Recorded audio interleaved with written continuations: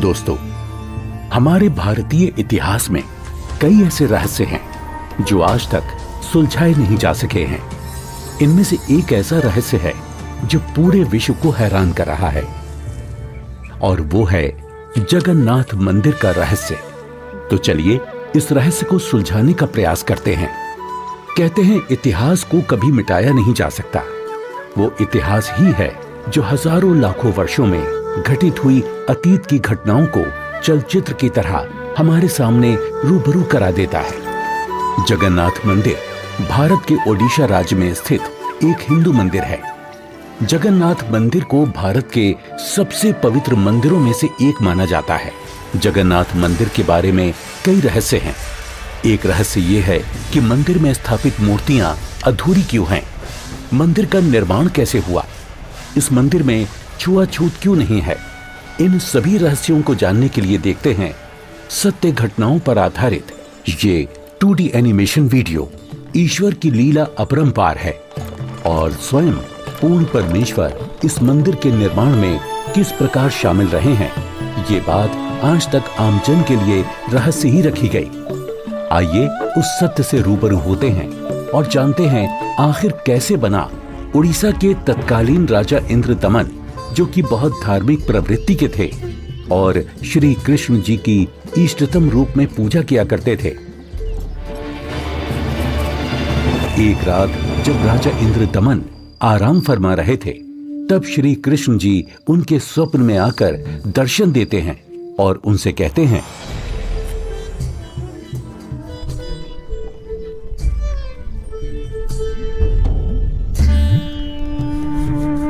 इंद्रदमन, हे प्रभु, आप? हे इंद्रदमन, मेरी मृत्यु के उपरांत जिस संदूक में मेरी अस्थियां विसर्जित की गई थी, वो काष्ठ का संदूक पानी में बहता हुआ तेरे राज्य में पुरी में समुद्र किनारे आ लगा है। मैं चाहता हूं कि तुम मेरे आदेश से उस संदूक को उसी स्थान पर रखकर उसके ऊपर मंदिर यादगार रूप में बनवा दो, जिसका नाम जगन्नाथ होगा। और उस मंदिर में एक विप्र रख देना जो श्रद्धालुओं को पवित्र गीता के अनुसार ज्ञान प्रचार करेगा। याद रहे, इस मंदिर में ना तो कोई मूर्ति होनी चाहिए और ना ही कोई पाखंड। जैसा आपका आदेश महाराज। किंतु भगवान, कृपा करके मुझे वो स्थान दिखा दीजिए जहां मंदिर का निर्माण किया जाना है। ठीक है वत्स, मैं तुम्हें वहां ले चलता हूं।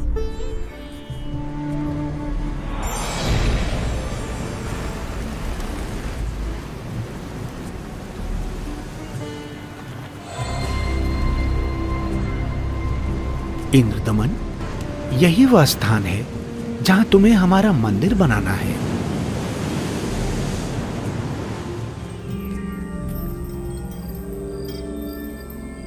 भोर होते ही राजा इंद्रदमन ये बात अपनी पत्नी को बताते हैं। फिर उसके बाद मेरी आंख खुल गई। स्वामी, इस शुभ कार्य में देरी कैसी? सर्व संपत्ति उन्हीं की दी हुई है, उन्हीं को अर्पित करने में क्या सोचना। राजा इंद्रदमन तुरंत अपने मंत्रियों की सभा बुलाते हैं और मंदिर बनाने के लिए राज्य के सबसे कुशल कारीगरों को इकट्ठा किया जाता है। जिसके बाद सभी पुरी नामक स्थान पर पहुंच जाते हैं जहां वो संदूक तैर रहा था। उसे निकलवाकर जमीन खोदकर संदूक दबा देते हैं।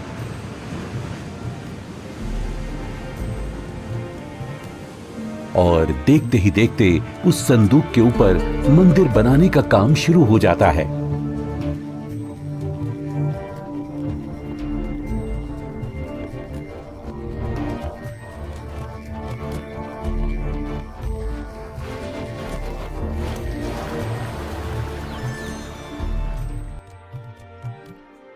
महाराज की जय हो।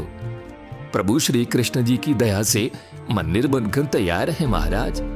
राजन, बहुत सुंदर मंदिर बनकर तैयार हुआ है। सब श्री कृष्ण जी की कृपा। पीछे हट जाओ, पीछे हट जाओ, सभी चलो, समुद्री तूफान आ रहा है। समुद्री लहरें इतनी ऊपर उठकर हमारी तरफ आ रही हैं। लहरें बहुत तेज हैं। भागो भागो, तूफान आ गया। राजन, ये लहरें तो बहुत ऊंची हैं। हमें अतिशीघ्र यहाँ से निकलना होगा।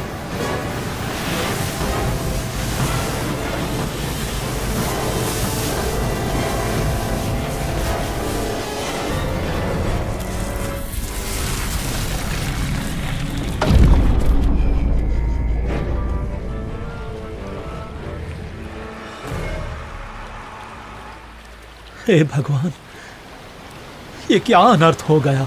समुद्र की लहरों ने मंदिर को तहस नहस कर दिया है महाराज। जगन्नाथ मंदिर के तैयार होते ही समुद्री लहरों का आना और मंदिर को अपने आगोश में समा लेना, ये घटना सिर्फ एक बार नहीं अपितु 5 बार घटित होती है।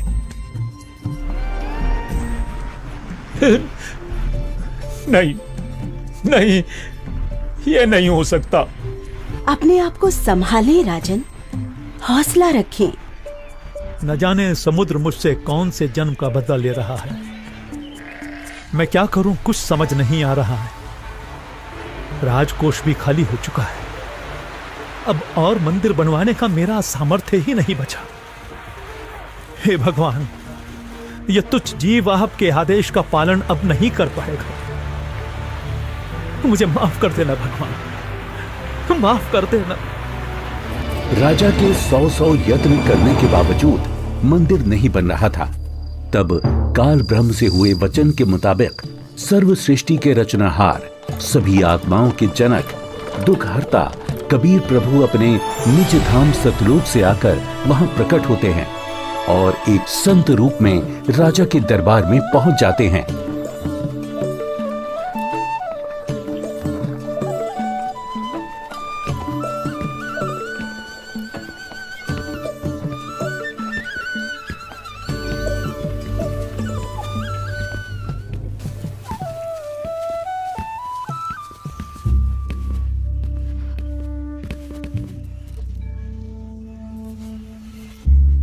प्रणाम महाराज। प्रणाम।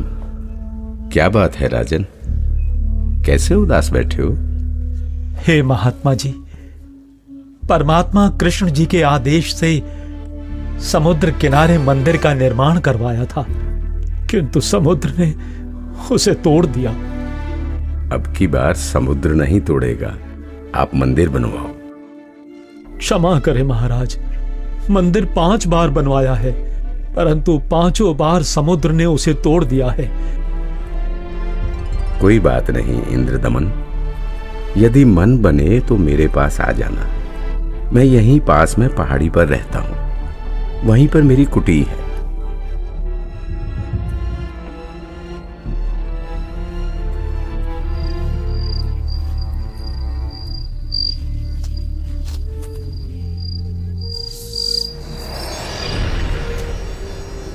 इंद्रदमन, एक बार फिर मंदिर बनवा दे।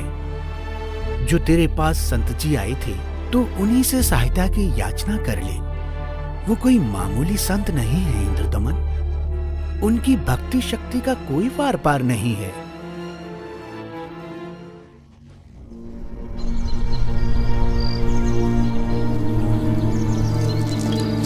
क्या हुआ महाराज? अभी अभी भगवान श्री कृष्ण जी ने दर्शन देकर मंदिर फिर से बनवाने को कहा है। अच्छा। और बताया है कि जो संत समुद्र को रोकने की बात कर रहे थे वो बहुत शक्ति युक्त हैं। मुझे उन्हीं के पास जाकर प्रार्थना करनी चाहिए। प्रभु कह रहे हैं तो आप मत चूको महाराज, प्रभु का मंदिर फिर बनवा दो। बनवाना तो मैं भी चाहता हूँ, किंतु अब तो राजकोष भी खाली हो चुका है। इस वक्त मैं धर्म संकट में फंस चुका हूँ। यदि मंदिर नहीं बनवाऊंगा तो प्रभु अप्रसन्न हो जाएंगे और मंदिर बनवाने के लिए धन भी शेष नहीं रहा। स्वामी, आप चिंतित ना हो।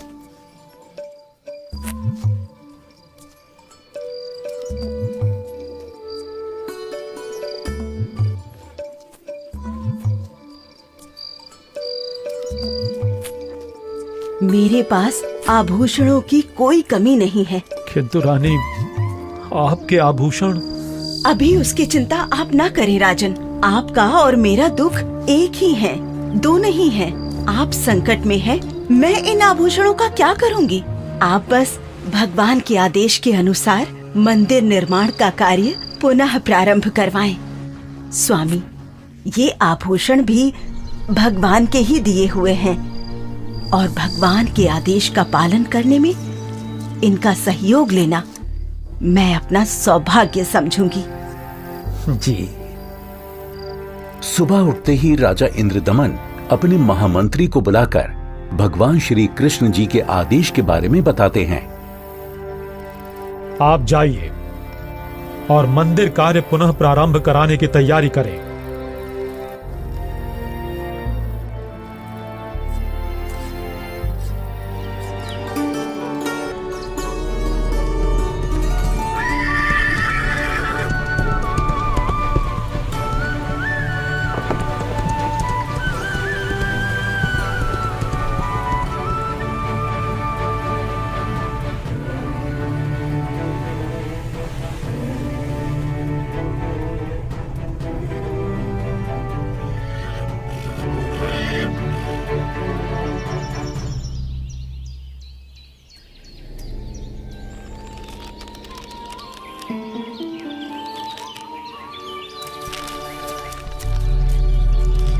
प्रणाम ऋषि जी।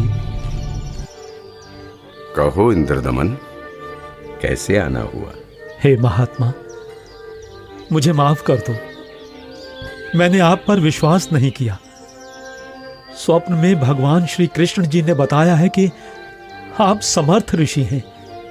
मुझ दीन पर कृपा करो। राजन, जिस ओर से समुद्र हर बार आकर मंदिर को बहा ले जाता है, आप उस ओर एक छोटा सा चबूतरा बनवा दें, जिस पर बैठकर मैं परमात्मा की भक्ति करूंगा। जो आज्ञा महाराज। कुछ समय बाद मंदिर का निर्माण कार्य तकरीबन पूरा हो चुका था। एक दिन राजा स्वयं खड़े होकर निर्माण कार्य देख रहे होते हैं। तभी वहां गोरखनाथ जी आ जाते हैं। प्रणाम स्वीकार करें महात्मन। इंद्रदमन, आप भगवान का इतना सुंदर मंदिर बनवा रहे हैं, किंतु सुना है कि इस मंदिर में कोई मूर्ति नहीं लगा रहे।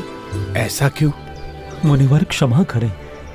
भगवान श्री कृष्ण ने स्वयं स्वप्न में आकर मुझे मूर्ति लगाने से मना किया है। राजन, सपना तो सपना ही होता है। आपको हमारे आदेश का पालन करना होगा। मंदिर में भगवान कृष्ण की मूर्ति की स्थापना की जाए। हे महात्मन, जैसा आपका आदेश। हाँ, और याद रहे, मूर्ति चंदन की लकड़ी से बनाई जाए। राजा ने अपने मंत्रियों को बुलाया और विचार विमर्श करने के बाद अन्य संतों से कहा कि राजन, अकेले भगवान का मन कैसे लगेगा? मंदिर में भगवान श्री कृष्ण जी के साथ साथ बलराम और सुभद्रा की मूर्ति भी स्थापित की जाए। राजा ने मूर्ति बनाने के लिए एक कुशल कारीगर ढूंढने की बात कही। मंत्रियों ने 3 कुशल कारीगरों को बुलाकर मूर्तियां बनवाना शुरू कर दिया। अब एक तरफ मंदिर तो दूसरी तरफ मूर्तियां बनाने का काम चल रहा होता है, किंतु कुछ समय बाद पता चलता है कि जिस तरह मंदिर बार बार टूट रहा था, अब इस प्रकार मूर्तियों के भी अपने आप टुकड़े टुकड़े होने लगते हैं। और ऐसा 3 बार होता है, जिसे देख राजा इंद्रदमन बहुत चिंतित हो जाते हैं, किंतु भगवान से भक्त का दुख देखा नहीं जाता। इसलिए एक दिन जब राजा अपने दरबार में बैठे होते हैं और पूरा दरबार बिल्कुल शांत होता है, सबके सब इसी चिंता में होते हैं कि करें तो क्या करें। तभी वहां पूर्ण परमात्मा कबीर देव एक वृद्ध कारीगर यानी शिल्पकार का रूप धारण करके प्रकट हो जाते हैं।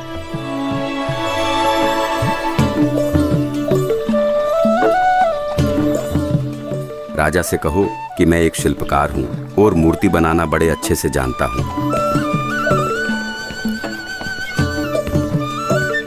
महाराज की जय हो।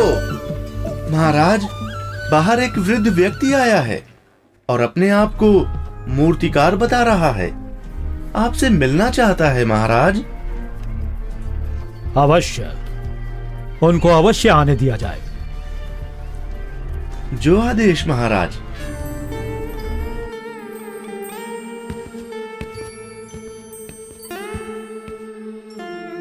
ये कारीगर तो बड़ा अनुभवी लगता है। अवश्य भगवान की ही कोई लीला है। हे राजन, मैंने सुना है कि प्रभु के मंदिर के लिए मूर्तियां पूर्ण रूप से बन नहीं पा रही हैं।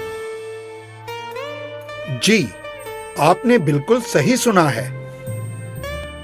मैं 80 वर्ष का वृद्ध हो चुका हूँ और मुझे 60 वर्ष का अनुभव है राजन। चंदन की लकड़ी की मूर्ति प्रत्येक कारीगर नहीं बना सकता। यदि आपकी आज्ञा हो तो सेवक उपस्थित है। हे कारीगर, आप मेरे लिए भगवान ही हैं, जो कारीगर बनकर आए लगते हो। कृपया आप शीघ्र, अति शीघ्र ही मूर्तियां बना दो। मूर्तियां तो मैं बना दूंगा, किंतु राजन, मेरी एक शर्त है। क्या शर्त है आपकी? राजन, मूर्ति बनाने के लिए मुझे एक कमरा चाहिए, जिसे अंदर से बंद करके मैं बड़ी स्वच्छता से मूर्ति तैयार करूंगा। और जब मूर्तियां तैयार हो जाएंगी तो मैं स्वयं दरवाजा खोलूंगा। ठीक है। एक बात और राजन, यदि किसी ने मेरे बाहर आने से पहले दरवाजे को खोलने का प्रयास किया तो मूर्तियां फिर पूरी बन नहीं पाएंगी। वो जितनी बनी होंगी उसी हालत में आपको मिलेंगी और फिर उन्हें पूर्ण कर पाना संभव नहीं होगा राजन। जैसी आपकी इच्छा। मंत्री जी, मूर्तियां बनाने के लिए सब बंदोबस्त किया जाए।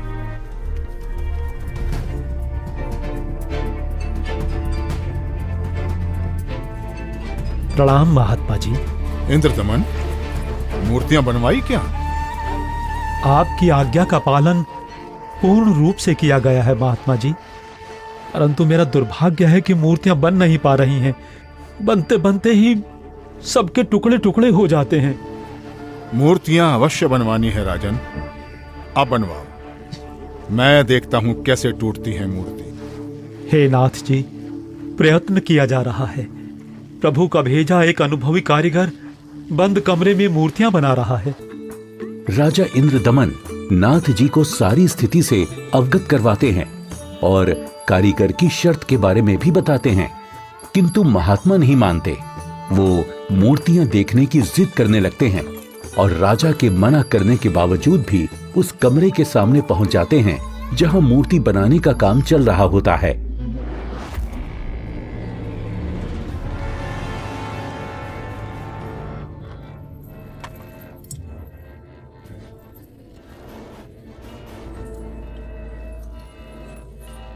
कारीगर, दरवाजा खोलो।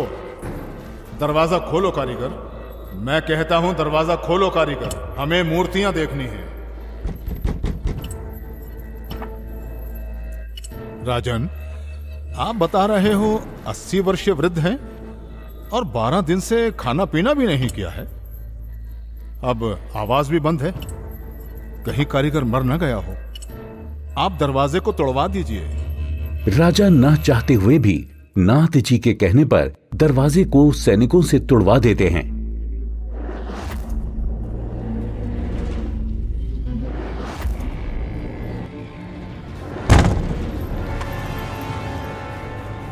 दरवाजा खुलने पर अंदर कोई कारीगर नहीं मिलता। वहां श्री कृष्ण, बलराम और सुभद्रा जी की 3 मूर्तियां रखी होती हैं, परंतु उन मूर्तियों के हाथ और पैर के पंजे नहीं बन पाए थे। ये देखकर सभी चौंक जाते हैं। हे भगवान, वो बुजुर्ग कारीगर तो यहां है ही नहीं। इसका मतलब वो कोई साधारण व्यक्ति नहीं थे, बल्कि स्वयं भगवान ही थे। मंदिर का निर्माण पूरा हो चुका है। अब इन्हीं मूर्तियों को भगवान की इच्छा समझकर मंदिर में स्थापित करवा दो राजन। हो सकता है प्रभु को यही स्वीकार हो। लगता है श्री कृष्ण ही स्वयं मूर्तियां बनाकर गए हैं। मंदिर का निर्माण कार्य संपन्न हो चुका था।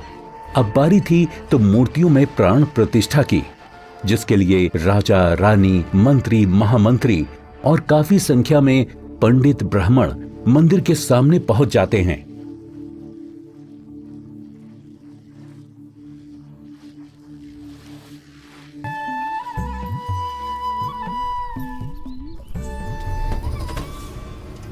रे दुर्बुद्धि शूद्र, अपवित्र! देखता नहीं मंदिर का द्वार अपवित्र कर दिया तूने। ये क्या हो गया? शूद्र कैसे बन गई? भगवान ये कैसे हो गया? ये कैसे हो गया भगवान? कैसे हो गया?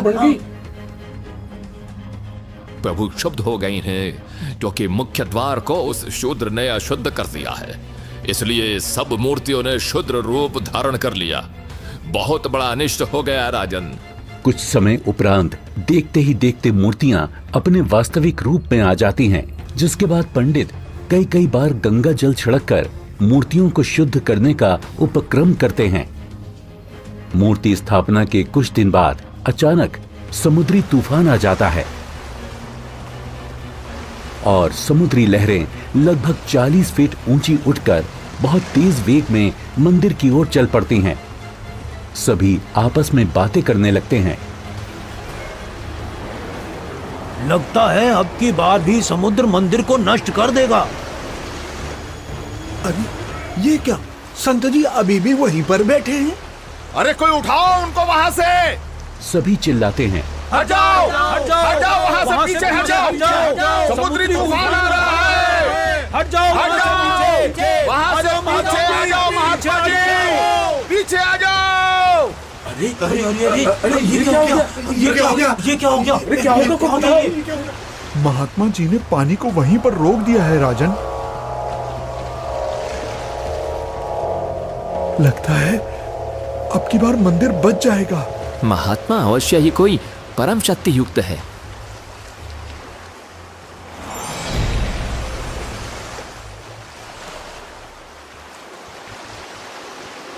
हे भगवान, मुझे रास्ता देने की कृपा करें। मैं मंदिर तोड़ने जाऊंगा। वत्स, ये मंदिर नहीं है। यहाँ पाखंड पूजा नहीं होगी, बल्कि गीता का ज्ञान सुनाया जाएगा। ये तो आश्रम है। आप जैसे बलवान को शोभा नहीं देता कि इसको विध्वंस करें। लेकिन मैं इसे अवश्य तोड़ूंगा, चाहे कुछ भी हो। अगर ऐसा है तो जाइए समुद्रदेव, तोड़िए।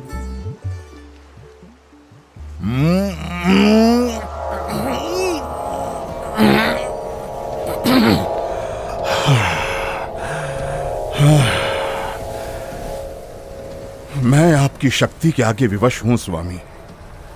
आपकी शक्ति अपार है। आप मुझे रास्ता देने की कृपा करें प्रभु। मैंने राजा इंद्रदमन को मंदिर की रक्षा का वचन दिया है। मैं मार्ग से नहीं हट सकता समुद्रदेव। आप ऐसा कुकृत्य क्यों करना चाहते हैं?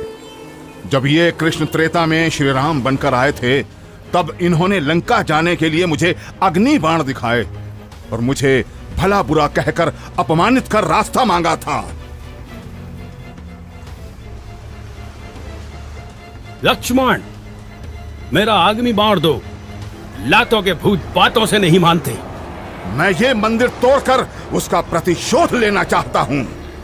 समुद्रदेव, प्रतिशोध तो आप पहले ही ले चुके हो। आपने तो समस्त द्वारिका पहले ही डुबो दी है। जी नहीं, अभी वो पूर्ण रूप से नहीं डूबी। कोई प्रबल शक्ति युक्त संत आने के कारण मेरा वो कार्य भी अधूरा रह गया और वो आधी ही डूब सकी, क्योंकि मुझे वहां पर किसी ने मानो बांध दिया है। वत्स, वहां भी मैं ही पहुंचा था और मैंने ही वो अवशेष बचाया था। अब जा, शेष बची द्वारका को भी डुबो ले, परंतु उस यादगार को छोड़ देना जहां श्री कृष्ण के शरीर का अंतिम संस्कार किया गया था। अन्यथा आने वाले समय में ये भ्रम पैदा होगा कि श्री कृष्ण की मृत्यु ही नहीं हुई। समुद्र, ध्यान देकर सुन। यदि फिर इधर मंदिर तोड़ने आया तो बात ठीक नहीं रहेगी। कबीर परमेश्वर के आदेश से समुद्र लगभग 1.5 किलोमीटर पीछे हट जाता है, जिसे देखकर वहां खड़े राजा, मंत्री, सैनिक और जनता सभी खुशी मनाने लगते हैं और जय जयकार करने लगते हैं संत रूप में आए कबीर परमेश्वर की। महात्मा की जय, महात्मा की जय हो, जय हो, जय हो, जय हो, जय हो।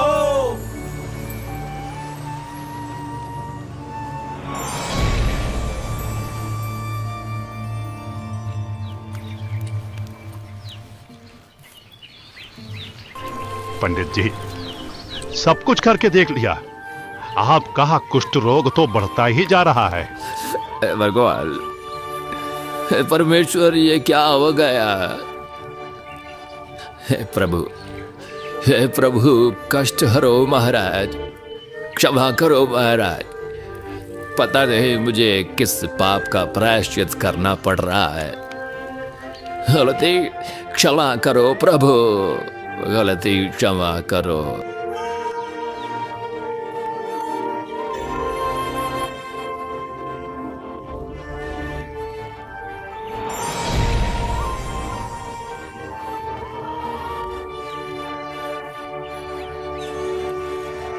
हे भक्त, तूने मुख्य द्वार पर खड़े एक संत को नीच जाति का समझकर धक्का दिया है।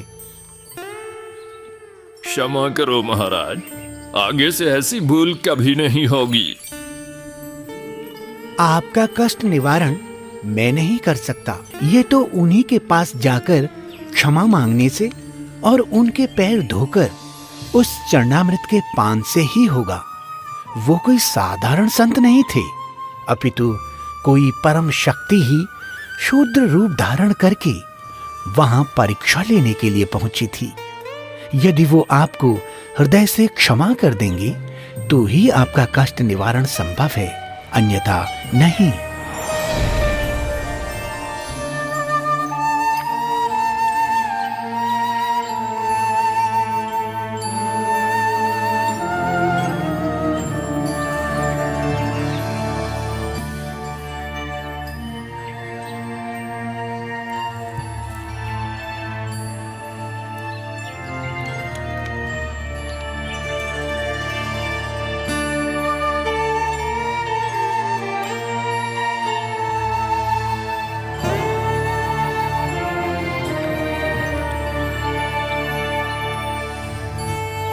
सुना है कि पंडित जी ने प्राण प्रतिष्ठा वाले दिन जिसको धक्के मारकर मंदिर से बाहर गिराया था, भगवान श्री कृष्ण ने दर्शन देकर उन्हीं से माफी मांगने को कहा है।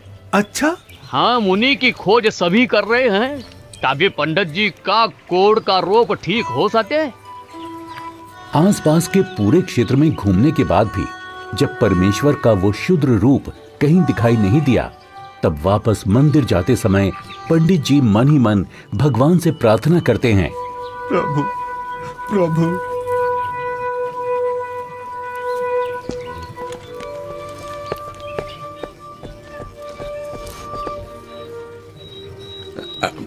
अरे अरे रुकिए पंडित जी, मैं शूद्र हूं, मेरे नजदीक मत आइए, आप भी अशुद्ध हो जाएंगे। आप ऐसा न बोले, मैं बहुत शर्मिंदा हूं भगवान। परवरदिगार, मेरा दोष क्षमा कीजिए, मुझ पर दया कीजिए करुणानिधि। क्या बात है पंडित जी, आप क्यों विलाप कर रहे हैं? महाराज, उस दिन मुझसे बहुत बड़ी भूल हो गई, मुझे क्षमा कर दीजिए प्रभु। ये नीच प्राणी प्रायश्चित करना चाहता है, अपने चरणों का जल देने की कृपा करें जिससे मेरा कोढ़ ठीक हो सके प्रभु।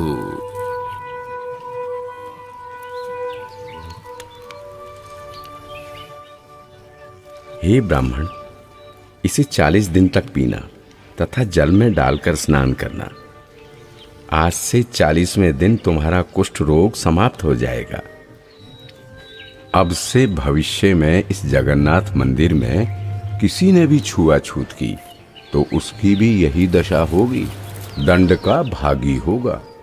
जी महाराज, जी महाराज, जी महाराज, इस मंदिर में कभी छुआछूत नहीं करेंगे, नहीं करेंगे।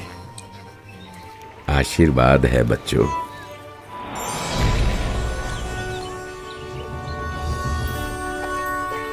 कहते हैं जगत का पेख ना पेख्या, धनी का नाम ना लेखिया। कोई कहता है कि मंदिर श्री कृष्ण जी ने बनवाया, तो कोई कहता है कि जगन्नाथ भगवान ने बनाया, लेकिन जो करने वाला था उसका कहीं नाम नहीं। खैर, वो परमात्मा अपने आप में ही पूर्ण है, वो किसी महिमा का मोहताज नहीं। तो आपने देखा कि किस प्रकार परमेश्वर कबीर देव जी ने संत रूप में प्रकट होकर समुद्र को रोककर जगन्नाथ मंदिर की स्थापना करवाई, कारीगर रूप में अवतरित होकर मूर्तियां बनाई और क्षुद्र रूप बनाकर मंदिर से छुआछूत जैसी बुराई को हमेशा हमेशा के लिए खत्म कर दिया। समर्थ का कार्य समर्थ ही कर सकता है। तो ये थी कहानी पुरी के जगन्नाथ मंदिर की, जिसे कबीर प्रभु ने बनवाया और हर वर्ग हर जाति के लोगों को समान अधिकार दिलवाया।